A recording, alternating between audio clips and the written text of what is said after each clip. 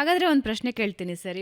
ಇವತ್ತು social media ಎರಾದಲ್ಲಿ ಹೆಂಗಿದೆ ಅಂತ ಹೇಳಿದ್ರೆ, ಒಂದು ರೀಲ್ಸ್ ನೋಡಿ ನಾನೊಬ್ಬ ಉದ್ಯಮಿ ಆಗ್ಬಿಡ್ತೀನಿ ಅಂತ ಡಿಸೈಡ್ ಮಾಡ್ತಾರೆ, ಅಥವಾ ಯಾವುದೋ ಒಂದು ಸ್ಟೋರಿ ನೋಡಿ ನಾನು ಒಬ್ಬ ಉದ್ಯಮಿ ಆಗ್ಬಿಡ್ತೀನಿ, ನಾಳೆ ಬೆಳಗ್ಗೆಯಿಂದ ನಾನು ಕೆಲಸಕ್ಕೆ ರಾಜೀನಾಮೆ ಕೊಡ್ತೀನಿ, ನಾನು ಅಡುಗೆ ರೆಡಿ ಮಾಡಿ ಸೇಲ್ ಮಾಡೋದಕ್ಕೆ ಶುರು ಮಾಡ್ತೀನಿ ಅಂತ.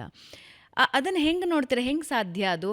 ಇವಾಗ ಒಬ್ಬ ಈ ರೀತಿಯ ಉದ್ಯಮಕ್ಕೆ ಎಂಟ್ರಿ ಆಗಬೇಕು ಅಂದರೆ ಏನೇನು ಕ್ವಾಲಿಫಿಕೇಷನ್ ಇರಬೇಕು? ನಾನು ಹೇಳೋದಲ್ಲ, ಫಸ್ಟ್ ಇಷ್ಟಕ್ಕೆ ಮುಂಚೆ ಹೇಳ್ದಂಗೆ ಬಾರ್ನ್ ಬೇಬಿ ಕೇರ್ ತಗೊಳ್ಳೋ ಪೇಷನ್ಸ್ ಅವರಲ್ಲಿ ಇರಬೇಕು. ಪೇಷನ್ಸ್, ಸಹನೆ ಇರಬೇಕು. ಹೌದು.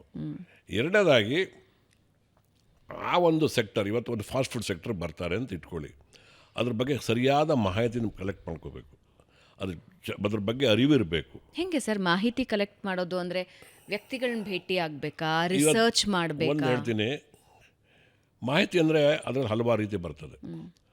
ಇವತ್ತು ಒಂದು ಲೊಕೇಶನ್ ಇರುತ್ತೆ ಅಂತ ಇಟ್ಕೊಳ್ಳಿ, ಆ ಲೊಕೇಶನಲ್ಲಿ ನೀವು ಒಂದು ಹೋಟ್ಲು ಮಾಡಬೇಕಾದ್ರೆ ಆ ಹೋಟೆಲ್ಗೆ 2-3 ಕಿಲೋಮೀಟರ್ ರೇಡಿಯಸ್ನವ್ರು ಮಾತ್ರ ಬರ್ತಾರೆ. ಜನರಲ್ಲಾಗಿ ತುಂಬ ದೂರದಿಂದ ಬರೋದು ತುಂಬ rare cases. Every day general fast food, general restaurants, ಇದಕ್ಕೆಲ್ಲರೂ ಒಂದು 2-3-4 ಕಿಲೋಮೀಟರ್ ರೇಡಿಯಸ್ ಇರೋರೆ ಬರ್ತಾರೆ. ಆ ರೇಡಿಯಸಲ್ಲಿ ಯಾವ ಥರ ಗ್ರಾಹಕರು ಇಲ್ಲಿದ್ದಾರೆ, ಯಾವ ಕ್ಯಾಟಗರಿ ಗ್ರಾಹಕರು ಇದ್ದಾರೆ, ಇದೆಲ್ಲದೂ ಸ್ಟಡಿ ಮಾಡಬೇಕು ಮೊದಲು. ಇವತ್ತು ನಾನ್ ವೆಜ್ ಪೀಪಲ್ಸ್ ಜಾಸ್ತಿ ಇರೋ ಕಡೆ ಹೋಗಿ ವೆಜಿಟೇರಿಯನ್ ಇಡ್ತೀನಿ ನಡೆಯಲ್ಲ, ವೆಜಿಟೇರಿಯನ್ ಪೀಪಲ್ಸ್ ಇರೋ ಹೋಗಿ ನಾನ್ ವೆಜಿಟೇರಿಯನ್ ಇಡ್ತೀನಿ ನಡೆಯಲ್ಲ. ಅದರಿಂದ ಅದನ್ನೊಂದು ಕೇಸ್ ಸ್ಟಡಿ ಮಾಡಬೇಕು ಮೊದಲು. ಎರಡನೇದಾಗಿ ನನ್ನ ಬಂಡವಾಳದ ಕೆಪಾಸಿಟಿ ಏನು, ನಾನು ಎಷ್ಟು ಬಂಡವಾಳ ಹಾಕಬಲ್ಲೆ, ಎಷ್ಟು ಹಾಕಬೇಕು ಸರ್ ಹೇಳ್ತೀನಿ. ಅದಕ್ಕೆ ನಿಮಗೆ 10 ಲಕ್ಷದಿಂದ 10 ಕೋಟಿ 100 ಕೋಟಿವರೆಗೆ ಹಾಕ್ಬೋದು. ಅದು ಅವರವರ ಶಕ್ತಿ ಒಂದು, ಅವಶ್ಯಕತೆ ಒಂದು. ಮೊದಲನೇದಾಗಿ ಒಬ್ಬ ನ್ಯೂ ಕಮ್ಮರ್ಸ್ ಸಣ್ಣ ಪ್ರಮಾಣದ ಒಂದು ಈಗ ರೆಸ್ಟೋರೆಂಟ್ನಲ್ಲಿ ಬರಬೇಕಂತಿದ್ರೆ ಒಂದು ಸಣ್ಣ ಪ್ರಮಾಣದ ಫಾಸ್ಟ್ ಫುಡ್ಡನ್ನು ಮಾಡಿಕೊಡ್ಬೇಕು ಅವ್ರು ಫಸ್ಟು. ಅದರಲ್ಲಿ ಎಲ್ಲ ಎಕ್ಸ್ಪೀರಿಯೆನ್ಸನ್ನ ಗೇನ್ ಮಾಡಬೇಕು. ಅದನ್ನು ಮಾಡೋದಕ್ಕೆ ಮುಂಚೆ ನಾನು ಏನು ಮೆನ್ಯೂ ಮಾಡ್ತೀನಿ ಅನ್ನೋ ಮೆನ್ಯೂ ಮಾಡ್ಕೋಬೇಕು. ಇವತ್ತಿನ ಉದ್ದಿಮೆದಾರರಲ್ಲಿ ಅವ್ರು ಮೊದಲು ಮೆನ್ಯೂ ಮಾಡೋದಿಲ್ಲ, ಒಂದು ಜಾಗ ತೊಗೊಳ್ತಾರೆ, ಅದನ್ನು ಒಂದು ರೆಸ್ಟೋರೆಂಟಾಗಿ ಮಾರ್ಪಾಟ್ ಮಾಡ್ತಾರೆ, ಕಸ್ಟಮರ್ ಏರಿಯಾ ಎಲ್ಲ ಒಂದು ಡ್ರಾಯಿಂಗ್ ಹಾಕ್ಬಿಟ್ಟು ಇಂಜಿನಿಯರ್ ಹತ್ರ ಮಾಡಿಬಿಡ್ತಾರೆ. ಆದರೆ ಅದು ಎಲ್ಲ ಸಂದರ್ಭ ವರ್ಕೌಟ್ ಆಗೋದಿಲ್ಲ. ಯಾತಕ್ಕಾಗಲ್ಲ ಅಂದರೆ, ನಾನು ಏನು ಮೆನು ಮಾಡ್ತೀನಿ ಅಂತ ಗೊತ್ತಿಲ್ಲದೇ ಮಾಡಿ ಆ ನಂತರ ಹೋಟೆಲ್ ಡಿಸೈನ್ ಆದ ಮೇಲೆ ಒಂದು ಇಷ್ಟುದ್ದ ಮೆನು ಹಾಕಿಬಿಟ್ರೆ ಅದರೊಳಗಡೆ ತಯಾರು ಮಾಡಲಿಕ್ಕೆ ಆಗಲ್ಲ.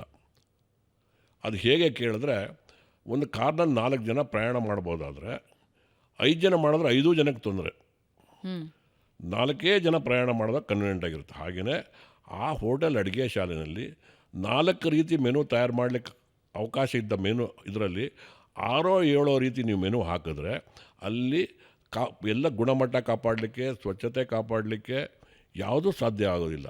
ಜಾಗ ಸಾಕಾಗೋದಿಲ್ಲ, ಕೆಲಸಗಾರ ಕೆಲಸ ಮಾಡೋ ವ್ಯವಧಾನ ಇರೋದಿಲ್ಲ, ಅವರು ಬೇಗ ಅಂದರೆ ಸುಸ್ತಾಗ್ಬಿಡ್ತಾರೆ. ಸುಸ್ತಾದವಾಗ ಏನಾಗುತ್ತೆ, ಅವ್ರ ಗುಣಮಟ್ಟ ಎಲ್ಲ ಹೊರಟೋಗ್ಬಿಡುತ್ತೆ. ಎಲ್ಲಿ ಒಳ್ಳೆ ವಾತಾವರಣ ಇರೋದಿಲ್ವೋ ಅಲ್ಲಿ ಅವ್ರ ಪ್ರೊಡಕ್ಟಿವಿಟಿ ಕಡಿಮೆ ಆಗ್ತದೆ, ಕ್ವಾಲಿಟಿ ವ್ಯತ್ಯಾಸ, ಎಲ್ಲದರ ಮೇಲೆ ವ್ಯತ್ಯಾಸ ಎಲ್ಲದೂ ಆಗುತ್ತೆ. ಆದ್ದರಿಂದ ಫಸ್ಟ್ ನಾವು ಮೆನು ಮಾಡ್ಕೋಬೇಕು. ಆ ಮೆನು ಮಾಡ್ಕೊಂಡ್ಮೇಲೆ ಅದಕ್ಕೆ ಬೇಕಾದ ಎಕ್ವಿಪ್ಮೆಂಟ್ ಮಾತ್ರ ಪರ್ಚೇಸ್ ಮಾಡಬೇಕು.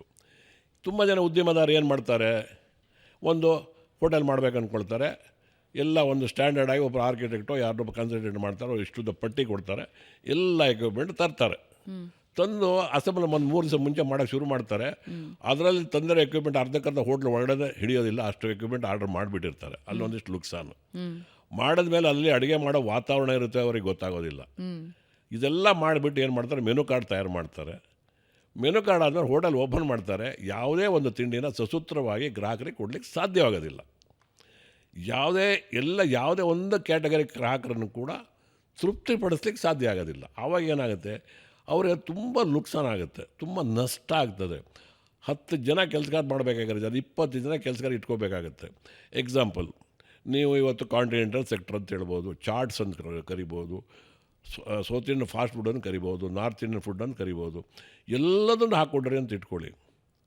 ನಿಮಗೆ ಡೈಲಿ ಒಂದು 200 ಗ್ರಾಹಕರು ಬಂದರೆ ಎಲ್ಲ ಒಂದು 20-23 ಜನಕ್ಕೆ ಒಂದೊಂದು ತಿಂಡಿಗೆ ಆಗೋಗ್ಬಿಟ್ರೆ ಅದಕ್ಕೆ ಮಾಡಲಿಕ್ಕೇ 2-2 ಕೆಲಸಗಾರ ಬೇಕಾಗ್ತಾರೆ.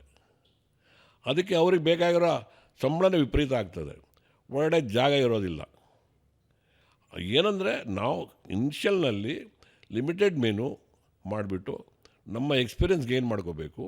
ಆ ನಂತರ ನಾವು ಅದನ್ನು ಮುಂದೆ ಹೇಗೆ ಮುಂದುವರ್ಸ್ಕೋಬೇಕು, ಬೇರೆ ಜಾಗಕ್ಕೆ ನಾವು ಶಿಫ್ಟ್ ಮಾಡ್ಕೊಳ್ಳೋದಾ, ಇನ್ನೂ ಸ್ವಲ್ಪ ದೊಡ್ಡ ಹೋಟೆಲ್ ಮಾಡೋದಾ, ಹೇಗೆ ಮಾಡೋದು ಆಲೋಚನೆ ಮಾಡ್ಕೋಬೇಕು. ನ್ಯೂ ಕಮ್ಮರ್ಸ್ ಮಾತ್ರ ಯಾವಾಗಲೂ ತುಂಬ ಲಿಮಿಟೆಡ್ ಮೆನು ಹಾಕ್ಕೊಂಡು ಸಣ್ಣ ಪ್ರಮಾಣದಲ್ಲಿ ಮಾಡಿಕೊಂಡು ಎಕ್ಸ್ಪೀರಿಯನ್ಸ್ ಗೇನ್ ಮಾಡಿದ್ರೆ ಡೆಫಿನೆಟಾಗಿ ಅವ್ರು ವಿನ್ ಆಗಲಿಕ್ಕೆ ಚಾನ್ಸಸ್ ಇದೆ.